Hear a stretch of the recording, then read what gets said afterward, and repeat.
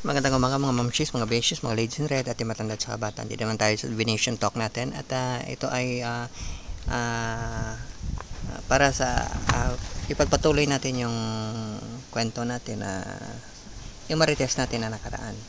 So ito po ay dahil sa celebration ni Mary Magdalene po noong July 22. Yung first disciple po ng isang sado na si Master Christ. Yung audience po natin is hindi na po limited sa high school, kundi ito po ay pwede ng pang elementary, parang grade 1 yata pwede na, kasi yung mga grade 1 dati magagaling mag-English hindi tulad ngayon, parang iba yata yung grade 1 ngayon. Okay. So, yung audience natin is mga mamshis, beshes, ladies in red, at yung matanda at saka bata, at mga handsome, tall, and dark ng mga guys yan, including kasama na yung mga mapuputi na magaling mag-dribble ng bola at mag-shoot. At saka mga LGBTQIA. Okay. Disclaimer lang po, wala po tayong professional service dito, katulad ng mga legal, psychological, medical, or hindi rin tayo napopromote ng kahit na anong dogma, kasi Christianity po yung foundation nito. So kung ano man yung pangalan ng Christianity mo is okay na rin yan. At maganda ito para sa mga taong gustong maintindihan yung mga tinuturo sa ibang mga pananampalataya, katulad sa Vedas, kasi maraming Indian sa atin dito sa Pilipinas, at sa mga kapatid nating Islam or mga Muslims. Kasi yung ano naman, yung dati, yung original na explanation ng pag-explain ng ng katuruan ng Quran is may quotation yun galing sa Christian scripture, para makita ng mga ibang tao yung continuity na tinatawag, yung magkasunod na mga yung mga katuruan. Kaya lang medyo nung later parts na, nung ngayong panahon na, papunta na ngayong panahon, ay parang nawala yata ito. Baka kailangan naman sigurong para mag-iba na talaga yung itsura. Pero sa totoo lang, connected yan. So kung hindi connected yung idea mo ng Islam at saka ng Christianity, parang malabo. Kasi yung inaantay sa last days, kasi may concept din, may idea din ng last days yung Islam, is babalik po yung sado na si Master Christ, at siya mag-lead po. Siya mag-imam yata. Ibig sabihin siya mag-lead ng prayer yata. So priest siya, parang ganon yung papel niya. Anyway, so balik tayo sa ang tema po pala natin is forgiveness po. Kinuha po ito sa prayer ni Master Christ. Okay, na Lord's Prayer ang tawag natin.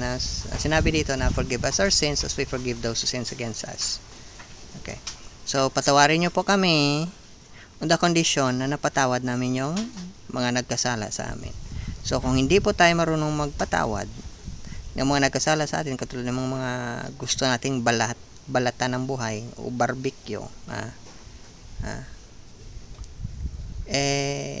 wala pong kapatawaran. So, mahirap po mag-practice ng form of Christianity, kahit na anong spiritual practice, na wala po tayong forgiveness, kasi wala pong kapatawaran. Wala pong offensive kasi yun na mentality.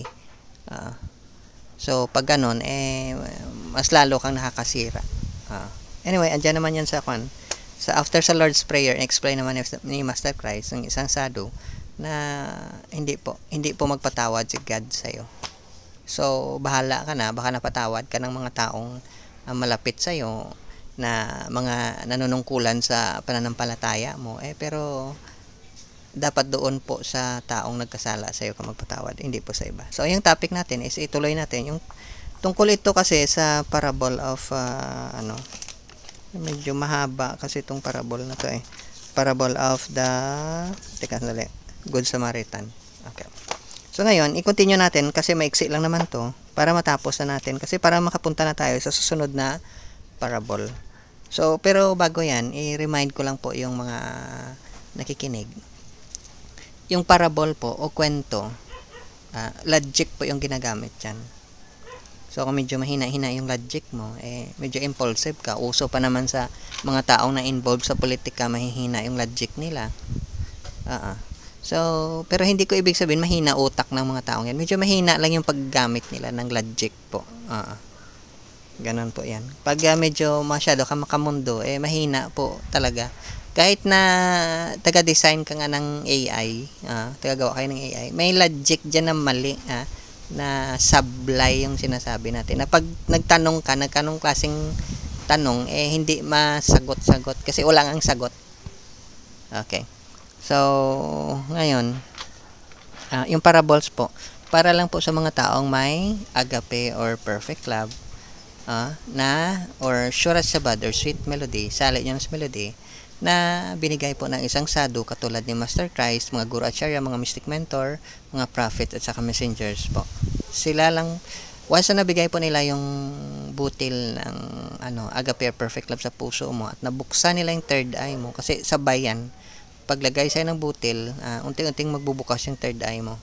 So, pag yung 8 petals po ng lotus ng pagmamahal po is nabuksan na po, tuluyan na pong magbukas yung mata mo.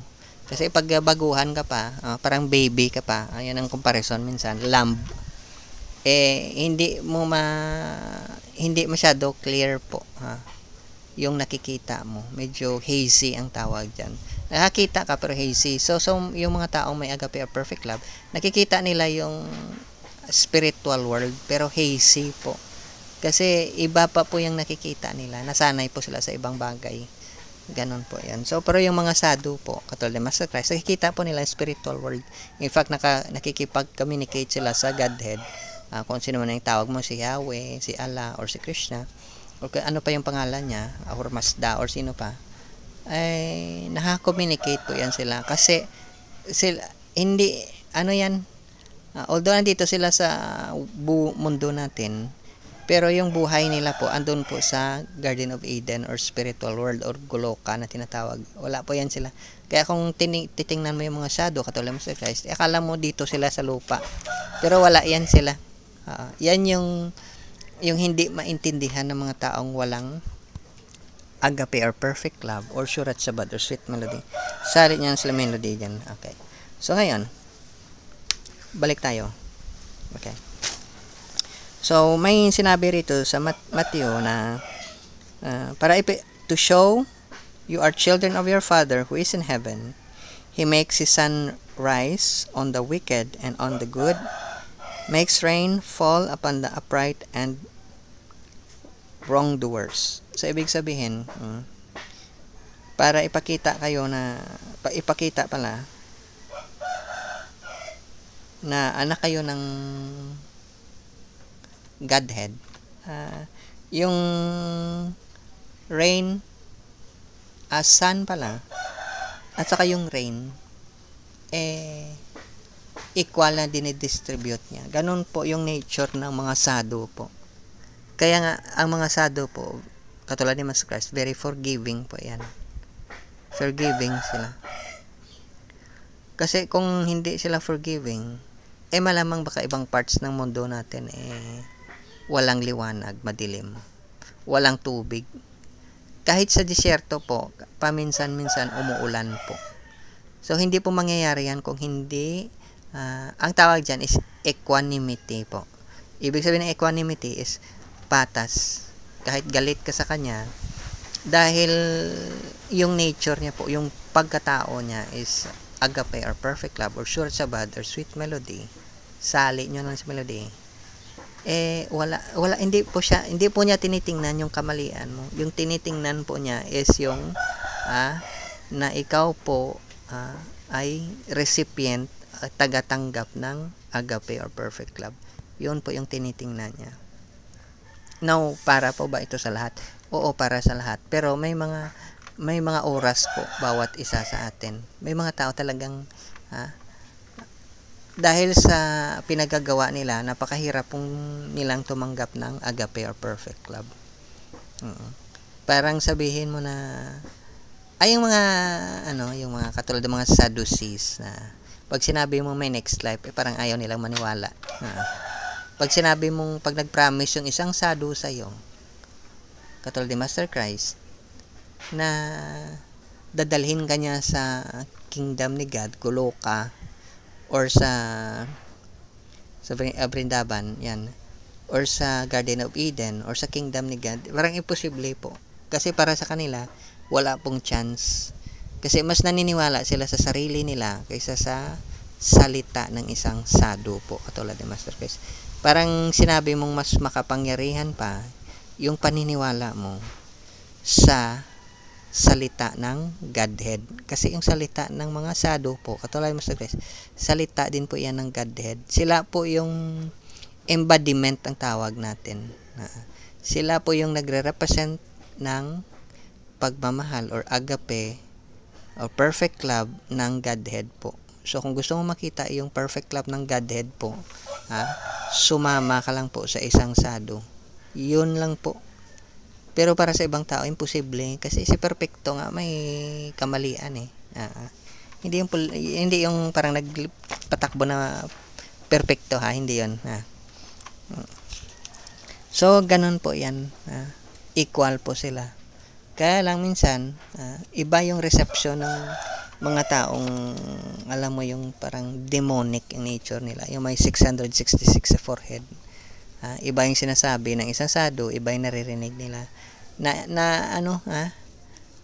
Umiinit yung tenga nila pag sinabi ng isang Saddu na pwede kang tumanggap ng agape or perfect love. Para sa kanila, imposible.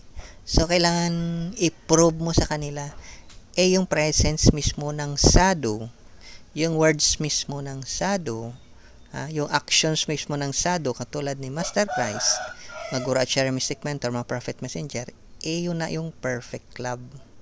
Pero hindi nila makuha. Ay, napakatalino ng mga tao. Parang kinikilabutan naman ako sa talino ng mga taong ito. Ganun. Nakakamangha na talino. Okay. So, ganun po yan. So, equanimity po. Wala po sila yan. Kahit na may kasalanan ka nga sa kanila, hindi nila nakikita. Automatic i-forgive ka nila. Pero yung mga, alam mo yung mga tao sa mundong ito, pag hindi kanila pag hindi sila false witnessing, mag-tail bearing, chismis na sinasabi against sa'yo, na wala naman minsan basihan, hindi pwede yun. Kasi kailangan na maghiganti, mag-revenge, revenge of the nerds. Ewan ko lang kung nakita nyo yung palabas na yan. Ganon yan. So, kailangan mong magiganti. Ganon kasi yung pagpalaki sa kanila. Kaya nga, tuyo yung lalamunan ng mga tao ngayon. Na kailangan nilang presence ng isang Saddu po. Kasi wala yan sa mundo natin. Sa makamundong ito na madilim, wala po yan. So, kailangan yung mga Saddu para mag-serve as liwanag at asin sila. Nahahanapin natin yung totoong pagmamahal or agape or perfect love. Hindi yung pag sinabihan ka ng I love you, akala mo love ka na ng tao. Ay naka. Ulitin ko na naman yung sinasabi ko. Wala kang mapala. Kung sasali ka sa karera ng sasakyan o motocross riding na flat tire ka, wala kang mapapala dyan. Wala kang mapupuntahan. Wala kang patutunguhan. Kasi flat tire nga baka mamatay ka lang dyan. Ganon yan. So, yung mananalo lang dyan is puno yung gulong niya ng hangin. Yun yung perfect love. Kasi kung puno yung isang tao ng perfect love, katulad ng isang Saddu, katulad ni Master Christ, wala ka pong alalahanin.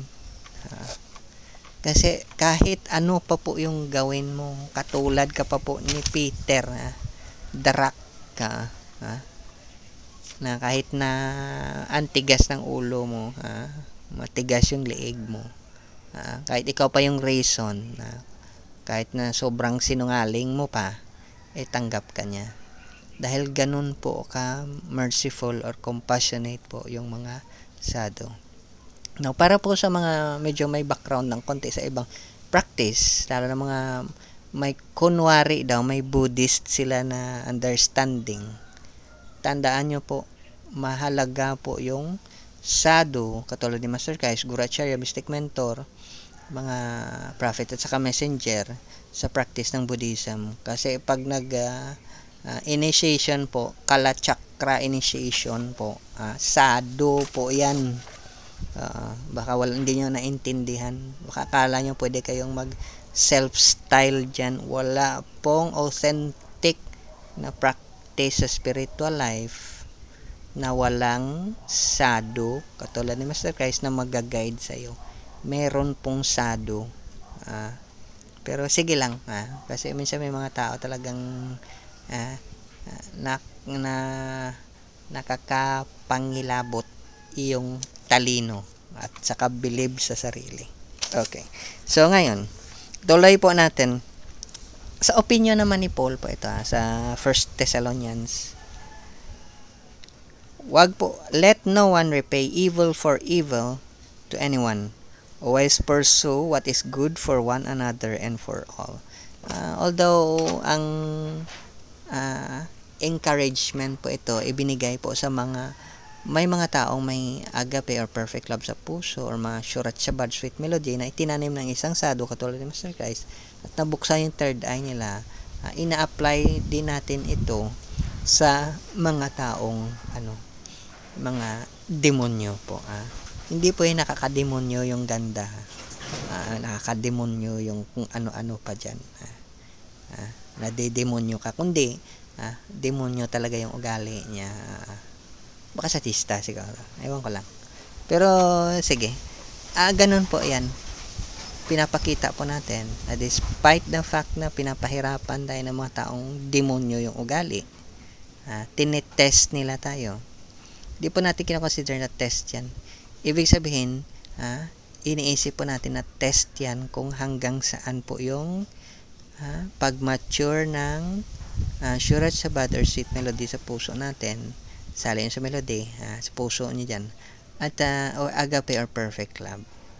Makikita natin kung gaano nakalaki yung banyan tree or mustard seed na tinanim sa puso natin.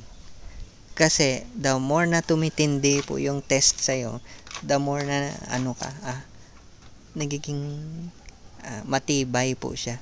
Hindi po siya matitinag. Ganon po yan, yung nature po ng agape. So, ito yung sa opinion ni Paul.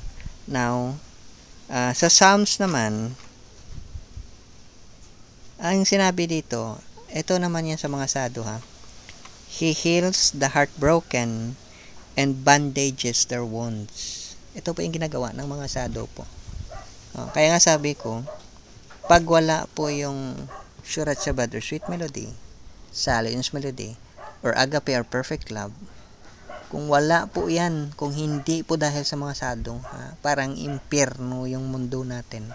Dahil po sa kanila may liwanag. Dahil po sa kanila, nararamdaman ulit natin yung totoong pagmamahal na kahit yung magulang natin hindi nila naibigay. Dahil wala pong agape or perfect love yung magulang natin. Mahal nila tayo, pero sa pananaw ng isang tao. Ang mga sadhu po, pananaw ng Godhead po yan, perfect love. Kung paano tumingin sa'yo yung Godhead, ganun din po yung tingin sa'yo ng isang sadhu. Kaya nga, ang tawag sa isang sadhu, sa Christian perspective, shepherd siya. Iniingatan ka niya. Baka sa standard po ng taong makamundo, sabi ni Paul yata yan, standard ng mundong ito, baka hindi po enough yung ginagawa ng isang sadhu na pag-demonstrate sa'yo ng agape o perfect love. Pero sa pananaw ng Godhead po, enough na po yan. At pag tiningnan po natin, wala pong bagay sa mundong ito na pwede mong gawin na ma-acquire mo yung agape or perfect love. Yung love palagi dyan is my condition. Benefits, kung baga. Okay. Sa kung walang benefits, parang walang love. Love mo pala dapat may red roses palagi, may chocolates, parang classmate namin dati. Okay, naalala ko. Ganun po yan. Dapat mansion yung bahay mo, may eroplano ka, lahat ng luho sa mundo andyan na bibigay sa'yo. Pero mamamatay ka, empty po yung puso mo, flat tire ka. So pag flat tire ka, mamamatay ka, 120 years lang naman yung edad mo, nakakalungkot po. Kasi sinayang mo yung years ng buhay mo. Wala ka ring napala. Ganun po yan. So ngayon, ang ano dito is, ituloy natin. Ilang ano na naman to. Sinabi sa Isaiah, why do you continue to invite punishment? Okay. Must you rebel forever? Your head is injured, your heart is sick. Yan yung sinabi sa Isaiah. Bakit po hangad natin yung buhay sa mundong ito na hindi naman natin nakukuha yung gusto nating makuha? Ano po yung gusto nating makuha? Agape po, or perfect love. Yan lang po. Pag mayroon yung isang tao, wala pong bagay na pwedeng mag-satisfy sa kanya sa mundong ito. Kaya lang may mga tao kasing napakatalino nila. Alam mo yung comfortable ka sa pagtulog mo dahil malambot yung higaan mo. Yung hindi mo alam. Parang ganito yan. Actual. Ewan ko lang kung kasi hindi ko naman first hand na nalaman. Pero yung tungkol sa Kardashian, si Kim Kardashian yata. Tinago niya yung, hindi pala tinago. Andun siya sa, parang tinitirhan niya yata. Andun yung baby niya. Buti na lang, yung pumasok sa room niya, pera yung habol. Kung pinatay yung anak niya at saka siya, di kawawa, wala nang sikat na Kardashian. Kung yata yan ng law si Kim Kardashian. Parang ganun yung kwento niya. Pero hindi ko naman ma-confirm kasi wala naman ako doon Pero yun yung kwento. So ganun po yan. Na may mga bagay na akala natin makasatisfy sa atin, later on hindi. Alam mo yung gusto mong i-achieve yung isang bagay, tapos yung mga taong yung mahalaga sa buhay mo nakalimutan mo na. Ay nako, kawawa ka naman. So anyway, balik tayo sa Luke. So sinabi dito na sa Luke, ang kwento na invite those who are not invited out, the poor, the disabled, the lame, and the blind. Ito po yung papel ng mga sado po. Mga katulad ni Master Kai, Saguracharya, Mystic Mentor, Prophet, at saka Messenger. Kung sino po yung reject ng society, nire-reject. Parang Facebook, nabablock. Sila po yung nilalapitan nila. Tinutulungan nila. Binibigyan po nila ng shabad or sweet melody. Yung parang mga outcast na sinasabi. Mga squatter, yun yung gustong-gusto ng mga sadhu, kasi ito yung mga taong to is nakikita nila na wala naman talaga, pero kasi may mga taong bulag pa rin gano'n naman talaga, makamundo pa rin yung buhay. So ito yung last na natin, kasi papasok na tayo sa parable of the lost sheep.